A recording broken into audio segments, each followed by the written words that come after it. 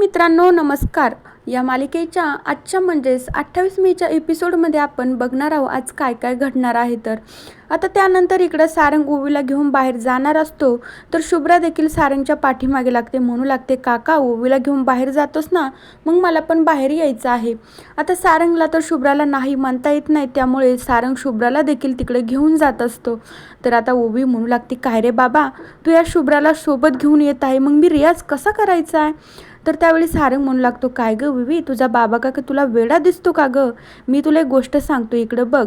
आता आपण ना गाडीमध्ये जायचे, आईस्क्रीमची दुकान आल्याच्या नंतर तुला आम्ही गाडीतच ठेवू आणि मग शुभ्रा आणि मी आईस्क्रीम खाण्यासाठी जाऊ ना, तोपर्यंत तू रियाज कर.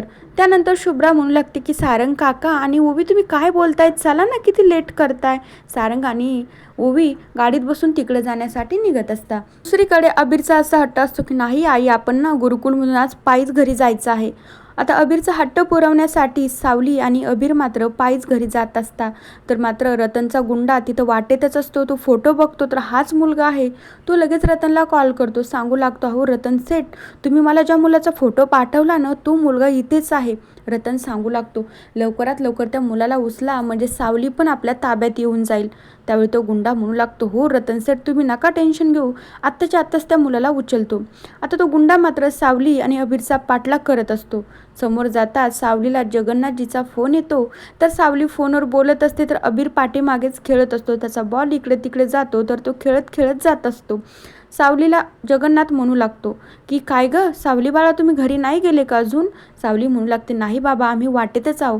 जगन्नाथजी म्हणू लागतं, काय गं इतका वेळ कसं काय, तुम्ही जायला पाहिजे होतं ना, तुला माहिती आहे ना तो रस्ता कसा आहे, सगळे सुनसून जागा, सगळे गुंड वगैरे असतात तिकडे. सावली म्हणू लागते, अहो बाबा, आम्ही गेलो असतो, पण या अबीरचा हट्ट कसा आहे तुम्हाला माहिती नाही का. जगन्नाथ म्हणू लागतो, तुला काही गरज नव्हती त्याचा हट्ट पुरवण्याची, चुपचाप आपल्या ॲटोनं घरी जायचं लवकरात लवकर, कसा रस्ता आहे माहीत आहे ना तुला. जगन्नाथ म्हणू लागतो, बरं आता तरी लवकर घरी जा आणि मग फोन ठेवून देतो. तोपर्यंत तो गुंडा मात्र अबीरला उचलणार असतो. तर सावली लगेच पाठीमागे वळून बघते आणि अबीरला आवाज देते. अबीर लगेच इकडे येतो आणि तो गुंडा फोनवर बोलण्याचं नाटक करत तिकडे तोंड करून उभं राहतो. परत एकदा सावली इकडे तिचं काहीतरी शोधत असते. तेवढ्या वेळात परत एकदा अबीर पाठीमागे थांबतो. त्याचा बॉल इकडे तिकडे शोधत असतो. तर तो गुंडा मात्र परत एकदा अबीरला उचलण्याचा प्रयत्न करत असतो. तितक्यात मात्र सारंगची गाडी येते आणि खूप मोठ्याने हॉर्न वाजवतं.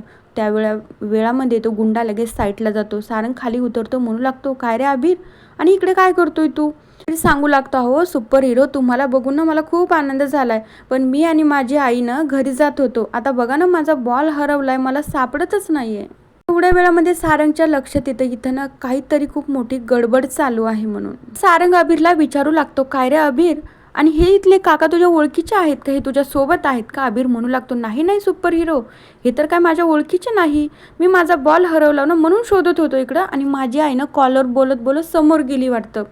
तर आता सारंगच्या लक्षात येतं काहीतरी गडबड नक्कीच चालू आहे.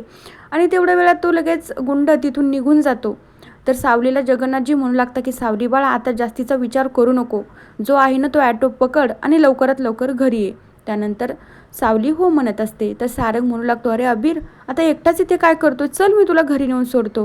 तर अबीर म्हणू लागतो, नाही नाही सुपर हिरो, माझी आई आहे ना, मी तिच्यासोबत जातो आणि ते जवळच आमचं घर आहे. सारंग म्हणू लागतो, हो. आता त्यानंतर सावली अबीरला आवाज देते. अबीर सावलीकडे जातो. सावली म्हणू लागते, काय रे पाठीमागं काय करत होतास. अबीर सांगू लागतो, अगं काही नाही आई, माझा बॉल ना हरवला होता, मी त्याला शोधलं, तितक्या वेळा सुपरमॅन आला. सुपर हिरो आल्याच्या नंतर मग मी त्याच्यासोबत बोलले, चल ना तुझी पण ओळख करून देतो मी माझ्या सुपर हिरोसोबत. सावली म्हणू लागते, नाही अबीर, आता वेळ नाही, आपल्याला आता घरी जायचं आहे, रात्र पण खूप होत आहे आणि तुला माहिती आहे ना हा रोड कसा आहे. तर सावली आणि अबीर घरी जाण्यासाठी निघता. तर सारंग, ओवी आणि शुभ्रा दुसऱ्या दिशेने जातात. परत एकदा त्यांची चुकामुकूच होऊन जाते. आता दुसरीकडे इकडं मोनिका आणि राजकुमार त्यांच्या रूममध्ये असतात. मोनिका सांगू लागते की राजकुमार, मी त्या आश्रममध्ये गेले होते बरं का. तर राजकुमार खूप मोठ्याने ओरडतो, म्हणतो, मोनिका तू कशाला गेली होतीस. मोनिका सगळं काही राजकुमारला सांगू लागते. राजकुमारला पण वाटत असतं ही पण बाई दुसरंच काहीतरी गोंधळ घालून ठेवेल. राजकुमारला भीती वाटत असते. आता दुसरीकडे सारंग शुभ्रा आणि ओवीला आईस्क्रीम खाण्यासाठी घेऊन गेलेला असतो, पण मात्र ओवीला रियाज करायचा असतो. आता शुभ्रा म्हणू लागते की सारंग काका, ओवीला नाही यायचं का आईस्क्रीम खायला. सारंग म्हणू लागतो, नाही, ओवीचं खूप डोकं दुखतंय, आपण जाऊया, तिला बसू दे गाडीतच. शुभ्रा इतका हट्ट धरते. म्हणू लागते, नाही सारंग काका, ओवी जर येणार नसेल ना, मग मी पण येणार नाही, मला पण गाडीतच आईस्क्रीम खायची. सारंग तर डोक्यालाच हात लावतो आणि नाईलाजाने मग आईस्क्रीम त्या दोघींसाठी गाडीतच घेऊन येतो. आता त्यामध्ये ना इकडं ओवी खूप नाराज झालेली असते. शेवटपर्यंत तिला काही रियाज करताच आला नसतो. आता शुभ्रा, ओवी, सारंग घरी जातात. तर शुभ्रा म्हणू लागते की सारंग काका, खरं तर खूप छान आहे रे, आपण उद्या पण बाहेर फिरायला जाऊ बरं का.